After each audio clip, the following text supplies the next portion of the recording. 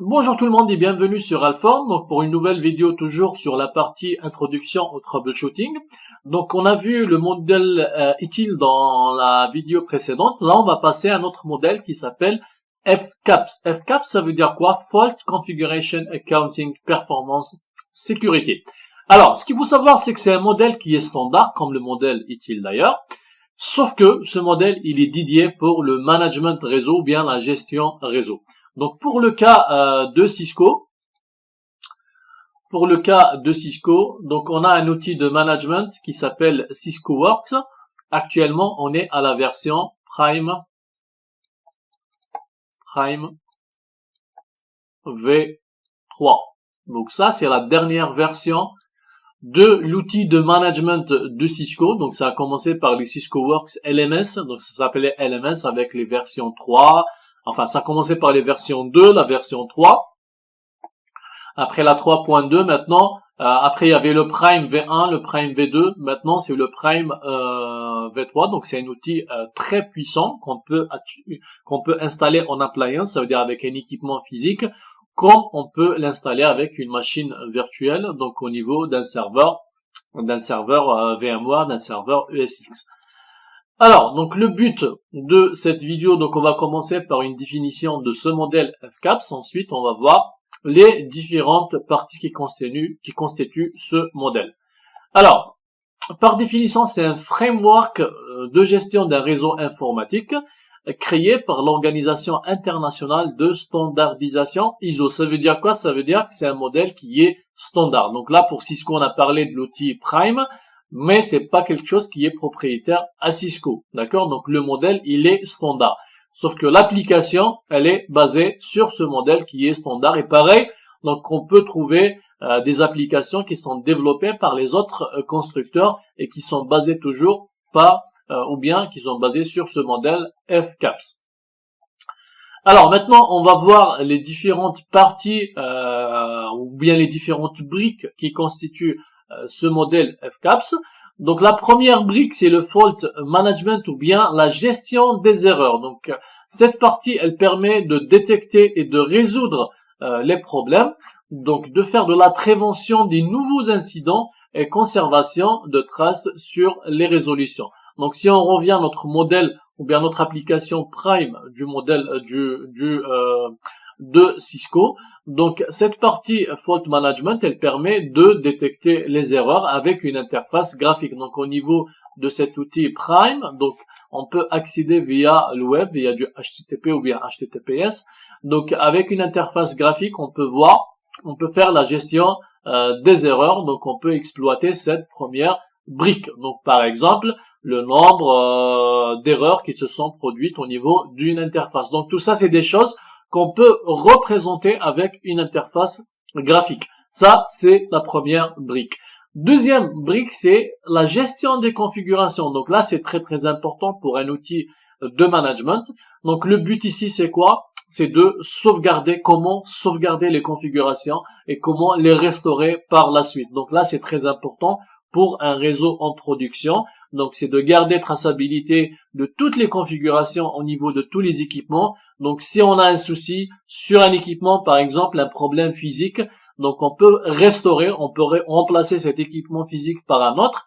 Et via cet outil de management et plus précisément via cette brique de configuration management, on peut récupérer le fichier de configuration qui était sur l'équipement qui est actuellement HS. Donc on peut faire du restore de la configuration. Donc tout ça est stocké au niveau d'une base de données. Et pareil, donc là on parle des fichiers de configuration. Ça peut être le cas aussi pour les iOS, pour les fichiers de système d'exploitation au niveau des switches ou bien des routeurs ou même des firewalls.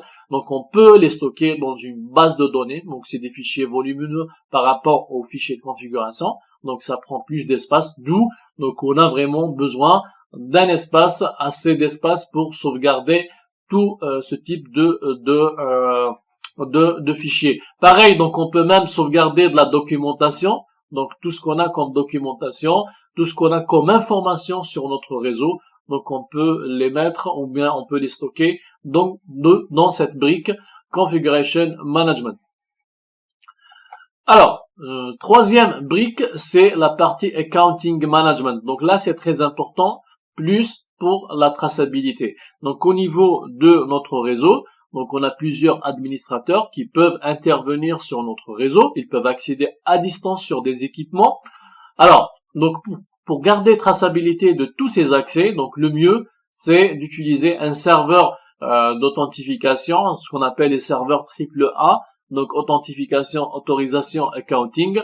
Donc à un instant T, je peux connaître toutes les personnes qui ont accédé, que ce soit sur notre outil de management ou bien sur les équipements réseau, donc sur les switches, sur les routeurs, sur les firewalls, tout ce qui est équipement réseau. Donc je peux avoir une traçabilité. S'il y a un problème, par exemple, qui s'est produit tel jour à telle heure, donc on peut savoir quelle est la personne qui a accédé sur cet équipement, qui a fait des choses, peut-être injecté des comptes, peut-être supprimé des comptes. Donc, mais ce qui est sûr, c'est que on peut garder traçabilité de tout ça. Alors, quatrième brique, c'est la gestion, bien les performances de management. Donc ça, c'est une brique qui est très importante aussi. Donc ça permet de voir avec des graphes, donc la consommation, par exemple, de la bande passante au niveau d'une interface. Et on peut même scheduler, configurer des seuils, par exemple, dès que ça atteint 70% de la consommation de la bande passante sur telle ou telle interface. Donc nous envoyer une alerte, par exemple, pour nous dire il faut faire attention. Donc on vient d'atteindre les 70% de bande passante au niveau de cette interface. Donc ça nous permettra d'être proactif. Ça veut dire quoi? Ça veut dire que on peut faire des choses avant qu'il y ait un problème par la suite. D'accord?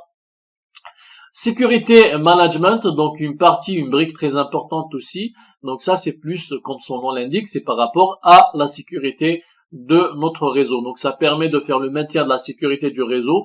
Donc tout ce qui est détection d'intrusion, tout ce qui est prévention d'intrusion, perte de données, piratage, contrôle des permissions, authentification, etc. Donc là, c'est principalement des configurations au niveau de nos équipements. Donc on peut injecter des configurations de sécurité pour limiter les accès, pour éviter ce genre de piratage, d'authentification, etc. Donc là, c'est typiquement de la sécurité. Donc ce qu'il faut retenir de cette partie FCAPS, c'est que ce modèle, c'est un modèle qui est standard.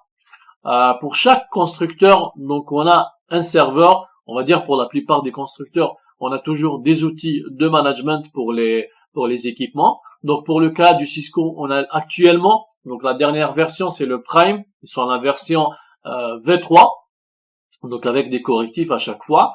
Alors le modèle est composé de 5 briques. La première c'est tout ce qui est gestion des erreurs. Deuxième, tout ce qui est gestion des configurations, des fichiers de configuration et de gestion des iOS. Troisième, c'est la partie accounting management, donc tout ce qui est traçabilité des accès au niveau du serveur de gestion ou bien des équipements. Gestion des performances au niveau des équipements ou plus précisément peut-être au niveau des interfaces. Et la partie sécurité, donc sécurité de notre serveur et des équipements qui sont dans le réseau.